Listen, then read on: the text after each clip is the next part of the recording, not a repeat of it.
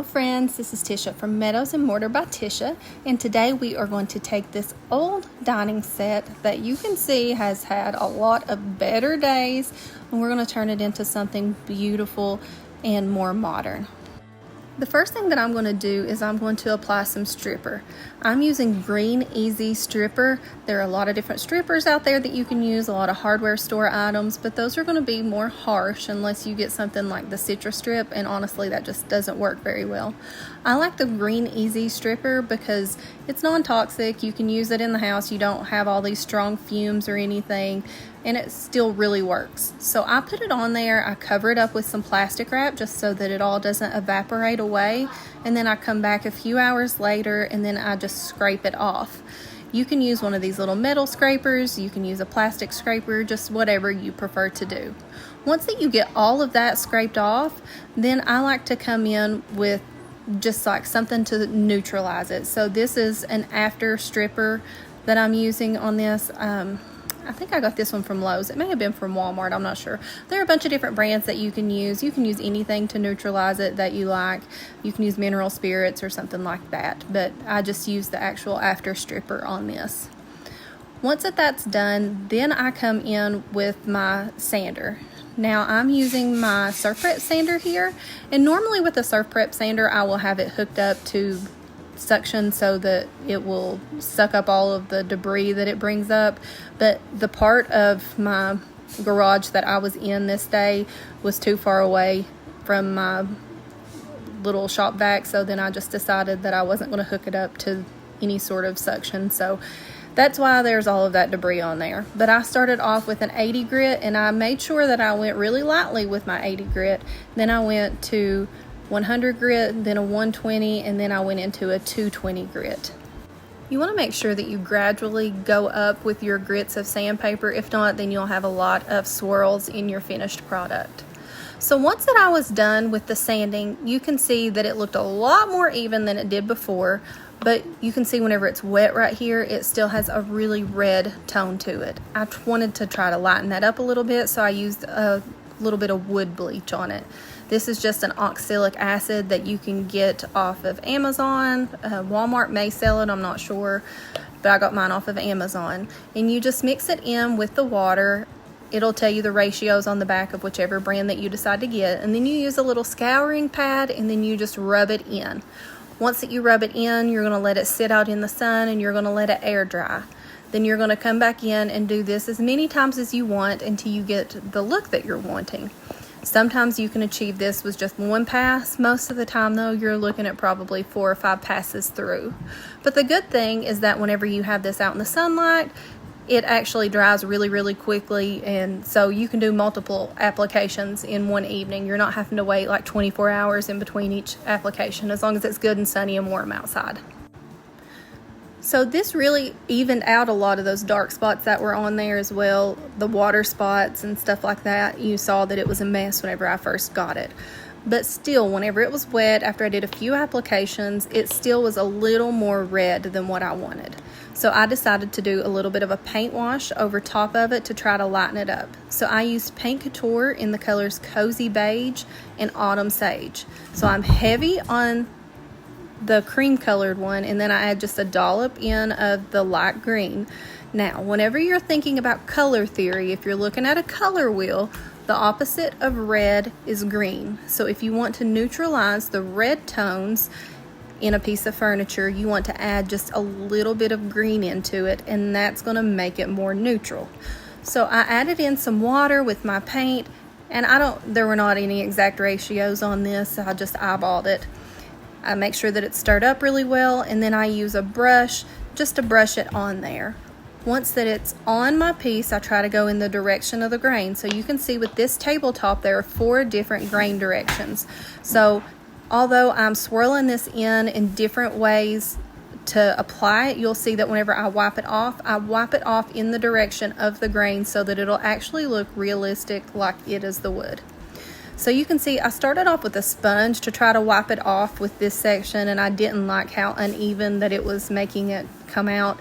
So I end up switching to a microfiber cloth here in just a little while. But I mean, you can keep going over this with the sponge and eventually even it out. So just whatever you prefer to do. A microfiber cloth works. One of those blue shop towels work really well because those are lint free as well. Just whatever you want. Just make sure that you're going in the direction of the grain or it will look really funny. And I prefer to work in sections, so where the wood grain is going in this direction, then I'll do this section first, and then I'll move on to another quarter of it, and then the third quarter, and then the fourth quarter. You can do it however you like. I have a friend that whenever she does them like this, she does one half at a time, but like in diagonals, because you see that those all go in the same pattern line, but I don't find that works well for me. I think it dries too quickly and it's harder for me. You can do this step as many times as you want to. If one coat doesn't give you the look that you're wanting and you want to go in with 2 or 3 more, then that's fine. You do whatever works for whatever aesthetic that you're trying to achieve. So the tabletop is the only part that I was planning on keeping natural wood. The rest of it I was planning on painting. So I just take some crud cutter or whatever kind of degreaser cleaner that you like to use. Just spray that on there really well, scrub it, make sure that you're getting all the gunk off of there. I know that this table and chair set, it's about 30 years old, and that's just from the people that owned it prior to me obtaining it. They said that another family member had it before then, so it's probably even older than that. Once that you clean it good with your degreaser, just come back in with some clean water to wipe off any sort of residue and then let it dry. I come in with a primer. I'm using Paint Couture's 2-in-1 primer. There are many different primers out there, but I've found that I really do like this kind because it is an adhesion primer and a blocking primer both, so it does everything that I need it to do. So for this particular piece, it's not really much of a bleeder, but I wanted to make sure that I was getting a good grip on my paint that I was wanting to do because I don't want it chipping off. I want this to last a lifetime for somebody. So with chairs, typically what I like to do is use a paint sprayer to spray them on, but it was rainy this day. I didn't want to get out my little pop-up tent, so I just used a brush to put it on there. After that, I come in with Wise Owl's 1 Hour Enamel in the color Earth and Ash. This is one of my favorite green colors. It's a nice muted green. I really, really like it. And if you've never used Wise Owl's 1 Hour Enamel, it is hard as rock. So you can put it on cabinetry, you can put it on functional furniture. I just painted my fireplace with it, like my mantle, and you can have it in use that same day because it's 90% cured in like 2 hours or something like that. So I just come in, I put a coat of this on. Now this is a thinner paint, and you don't want to glob it on there because this self-levels beautifully. You want to put it on in nice thin coats. Usually it takes 2 coats to get the finish that I'm looking for, but sometimes people say that they can get it on with 1, but with most any paint, not just this 1 Hour Enamel, I tend to do thin coats. The 2 coats of my Earth and Ash was on there. I decided that I wanted to warm up this tabletop a little bit, so I come in with Paint Couture's Light Brown Sugar Glaze. And you can see on the left was just from the paint wash, on the right is with the glaze, and that is exactly the color that I'm looking for. So I just come in with a paintbrush. I'm using a Klingon right here. You can use one of the Paint Couture brushes. Doesn't matter what kind, but you do want a soft bristle brush because if you're using a more rigid brush, then you're going to get a lot more brush strokes in it and it's not going to look as good. So the same way with the paint wash, I'm going to come in going in the direction of the grain on each 4 of those sections, and then you can see how it looked. Now I'm coming back with some wipe-on poly. This is probably, I think it's 4 or 5 days later. You want to make sure you give it a good 72 hours or so to dry. And then I come in with this wipe-on poly. I just pour it on there. Then I use a microfiber cloth or a shop rag or something that's going to be lint-free. And I just really work it into the wood well. Once that I get it all worked in, then the same way with all the other ones, I want to make sure that I'm coming back and I'm wiping in the direction of the grain so that I'm getting a nice professional finish. Now, if you didn't want to use this, you could use just a regular poly. I really love Paint Couture's Extreme Guard. You could use whatever you want.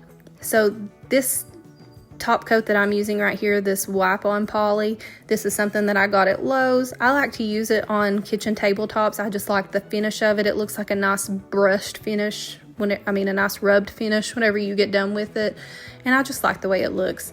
But you can absolutely use whichever product that you feel like would be best for you. With this one, I did a couple coats of it. I think I may have done 3 coats over a few days' time. I can't remember exactly.